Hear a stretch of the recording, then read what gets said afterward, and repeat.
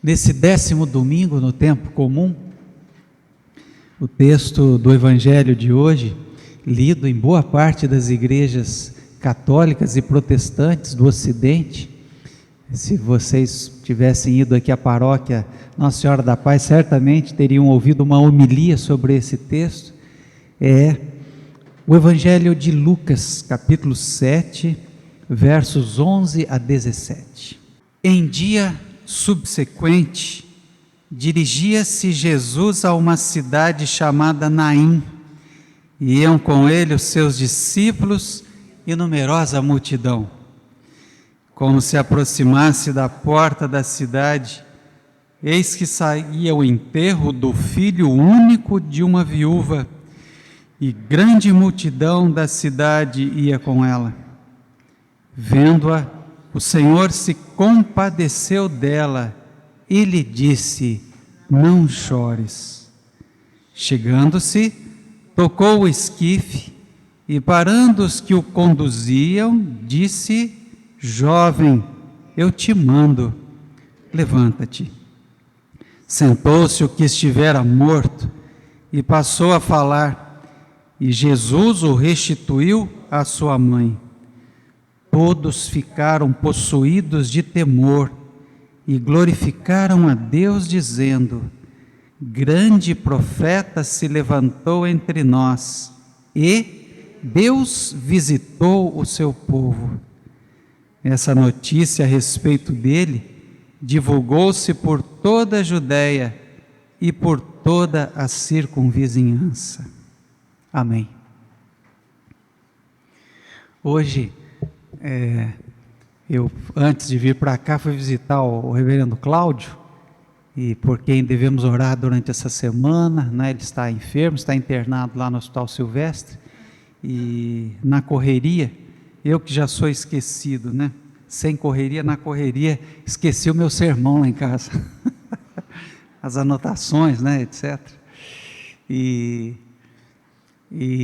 desse texto belíssimo do Evangelho, e esse relato que é específico em Lucas, de Lucas, só ele, da onde ele trouxe esse material, onde é que ele buscou essa história, só ele. Não encontramos em Marcos, não encontramos em João, não encontramos em Mateus, esse episódio da cura, ou da ressurreição, né, do filho dessa viúva, da cidade de Naim, uma cidade que ficava ali ao norte de onde Jesus estava. No texto que lemos na semana passada, a cura do jovem, do servo, do centurião, que acontecera lá em cima em Cafarnaum, na chamada região do lago.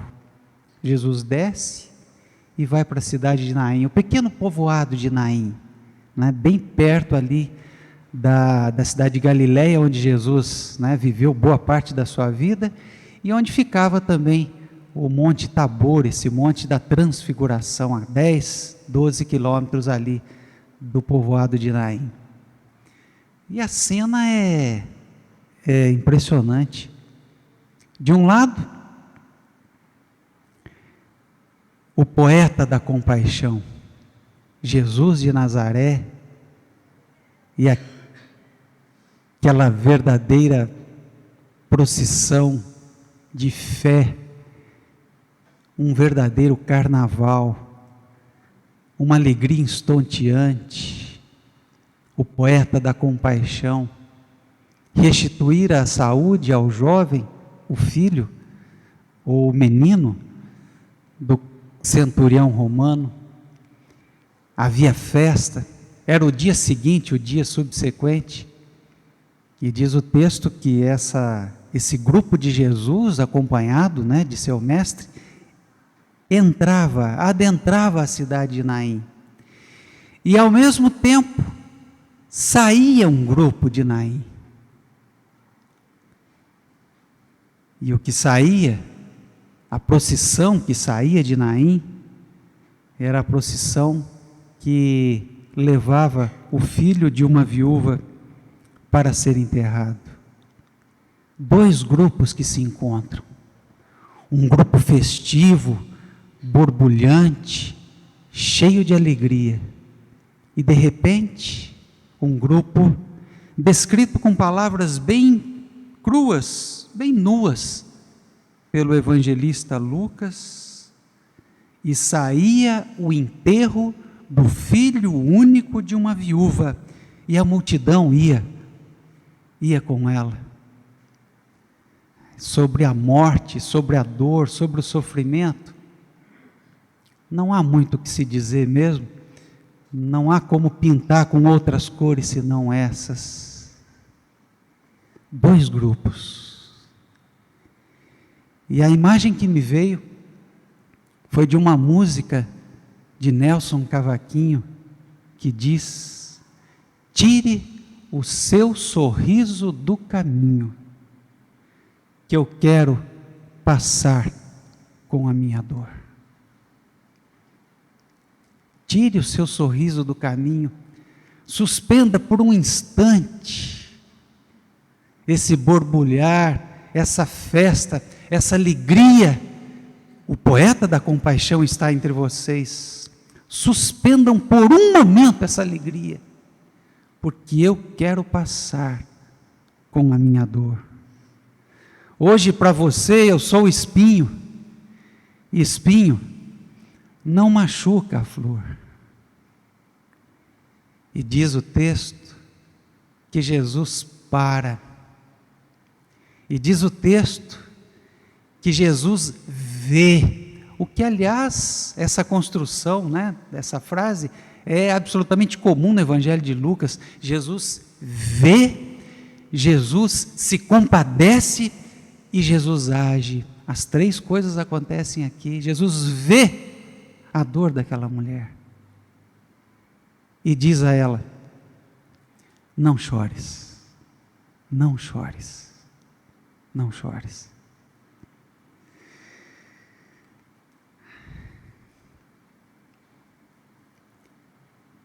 A palavra para dizer aqui que ele se compadeceu, o verbo compadecer, verbo esplagidzomai, significa mover as entranhas. Já fizeram essa experiência? Mover as entranhas. As entranhas de Jesus se condoem, se movem ao ver a dor daquela mulher, a perda do seu filho, absoluta vulnerabilidade, sem marido, sem agora o arrimo, sem ninguém. E Jesus se compadece daquela mulher, Jesus sente a dor daquela mulher.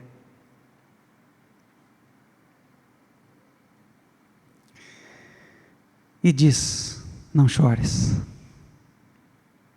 Lembra a música de Bob Marley, que Gilberto Gil, imortalizou: não chores mais. E é claro que esse não chores mais aqui, esse não chores, não é um impedimento de Jesus a que aquela mulher expresse a sua dor, o seu choro, mas é mais um carinho, é mais um cuidado, é mais um abraço de Jesus. Alguém que se compadece, alguém que entende, alguém empapado de um silêncio, de um esvaziamento, de um buraco, capaz de acolher aquela dor, sem racionalizá-la, sem explicar, sem encontrar razões.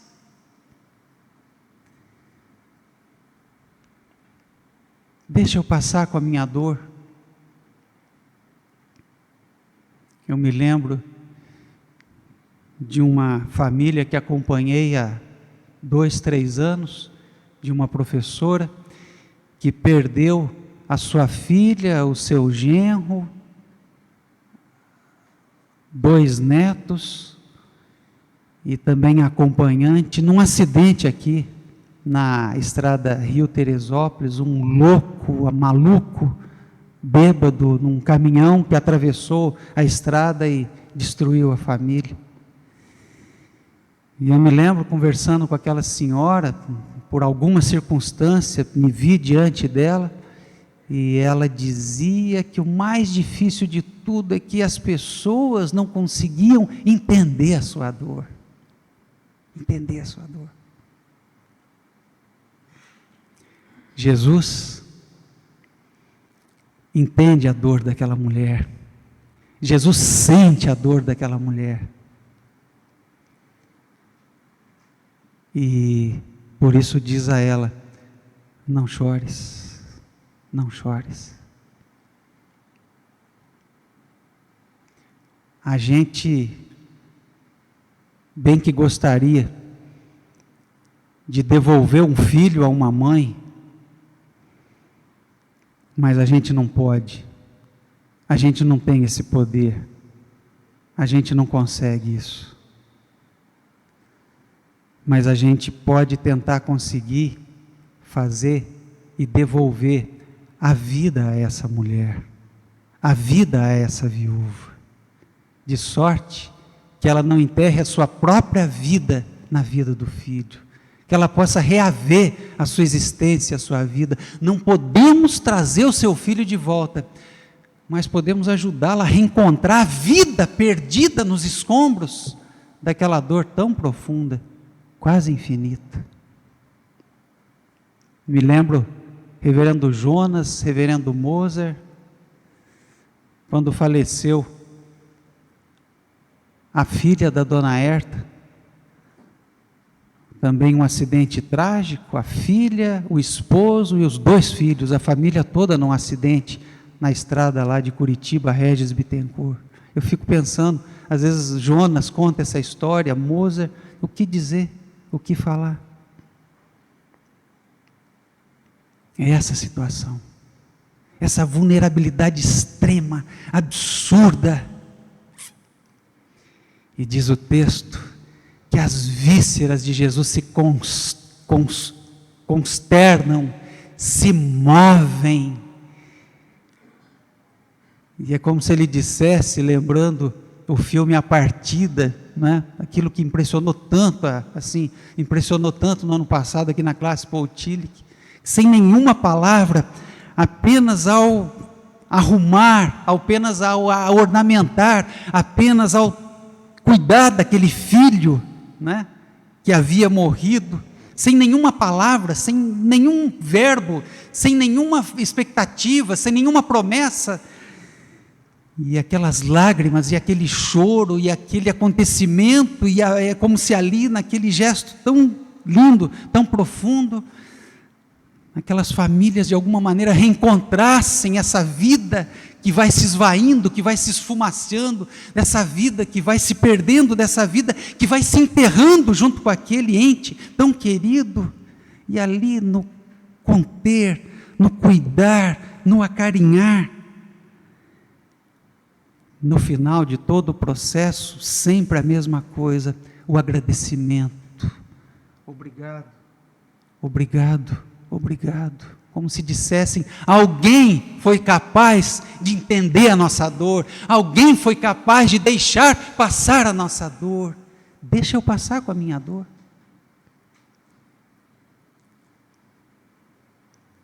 Esse olhar, como o olhar de Jesus que não julga, esse olhar de Jesus que não condena, esse olhar de Jesus que não fica encontrando razões, esse olhar de Jesus que não fica racionalizando a situação, mas que sente, e que quer abraçar, que quer tomar, e faz alguma coisa, inclusive rompendo as próprias regras, rompendo os próprios conceitos, né, de limpeza, de impureza. Jesus toca no esquife, Jesus toca na padiola, Jesus faz tudo que não devia fazer, porque está movido por um patos, por uma paixão. Jesus não fica raciocinando, o que terá acontecido, mas por que essa mulher, por que esse filho, não faz um discurso político, social, econômico, e muito menos psicológico. Por quê? Porque no fundo, todos esses discursos não são outra coisa senão uma tentativa de racionalizar uma coisa que não tem razão, que é um horror, e diante do horror, a gente tem que sentir mesmo, e diante do horror, nós temos que agir. Nós não podemos racionalizar. a menina foi estuprada porque ela vivia em lugares que não devia, foi estuprada, e aí vem, e ao usar esse tipo de argumento, essa racionalização, nós apagamos o horror inerente ao acontecimento, e perdemos essa dinâmica, e perdemos essa vertente da vulnerabilidade. A rigor, essa viúva, são tantas mulheres, quantas mulheres não conseguem andar livremente num metrô da nossa cidade, não conseguem andar livremente num ônibus da nossa cidade, porque estão sempre sendo assediadas, porque estão sempre sendo ameaçadas, porque estão sempre sendo... E Jesus age, e Jesus quebra esse silêncio, e Jesus faz, e Jesus suja suas mãos, porque sente, porque se comove, e não fica encontrando razões para o sofrimento daquela mulher, ele se compadece. Aliás, essa é a tônica do Evangelho de Lucas. O samaritano não fica encontrando as razões para aquele que estava perdido. O que você está fazendo nessa hora? Isso é hora de andar por essa estrada? Mas logo agora, essas expressões que o cara estava no lugar errado, na hora errada. O que Jesus faz? O que o personagem de Jesus faz, o samaritano? Ele vai lá e socorre, vai lá e cuida, vai lá e depois vai pensar, depois vai entender as razões, até para que os acontecimentos não se repitam. Mas num primeiro momento, compaixão, misericórdia, é o que acontece.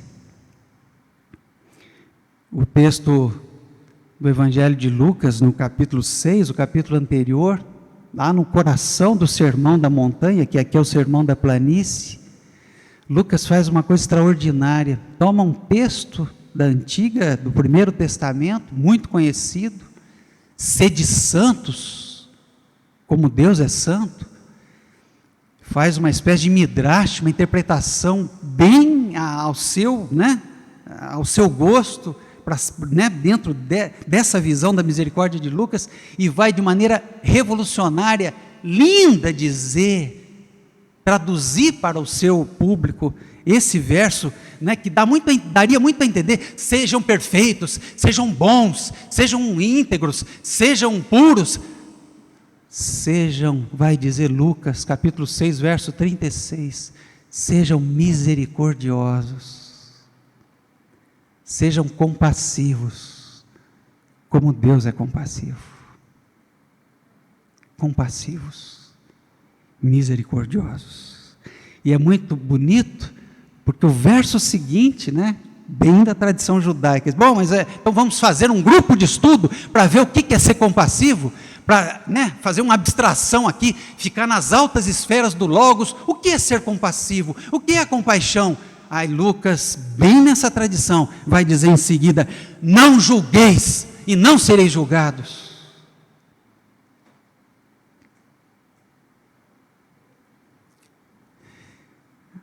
Sexta-feira agora eu vi o filme Truman, fiquei encantado com o filme, não sei se vocês viram, e bonito, o Ricardo Darín, esse ator maravilhoso, argentino, Berto, essa figura extraordinária, e ele tem lá uma doença terminal, já um câncer, uma metástase, e o seu amigo, também argentino, que mora no Canadá, vai visitá-lo, mais a pedido da mulher, vai lá, faz alguma coisa, porque ele não queria tomar remédio, não queria fazer mais nada, e ele até que tenta no começo fazer alguma coisa nesse sentido, mas desiste logo de cara, e o que ele faz é o quê? Se despide de todo julgamento, se despide de toda comparação, se despide de toda tentativa de entender o caso, e está ao lado do seu amigo, e se compadecer do seu amigo, e viajam, e vão para a Europa, e fazem, eles já estavam na Europa, E dá até assim, não, a gente fica até em alguns momentos que assim, pô, esse cara é né, ele é um aproveitador, né? Mas se a gente fizer na lógica do julgamento, na lógica dessa racionalidade, e o que a gente vê ali é um excesso de generosidade. E o que a gente vê ali é esse transbordamento, né, da amizade, do amor, da compaixão. E no final, ele, claro, provavelmente a contragosto, acaba tendo que levar para casa o Truman, né, o cachorro.